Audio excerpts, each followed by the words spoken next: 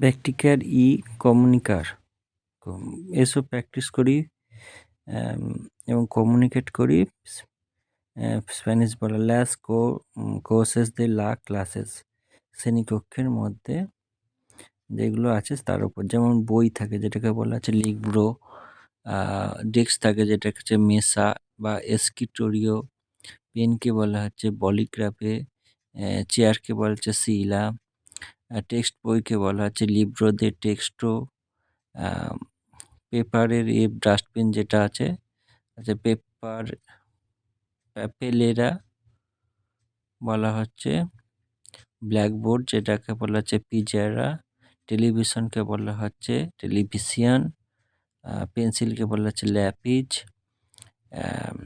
আর এমনি সিট যেটা পেপারে সেটাকে বলছে হুজা দে পেপল, আর এস্তারিয়া আর লিবারিয়া হচ্ছে লাইব্রেরি কাজ, বুক বা বুক সেলফে বলা হচ্ছে।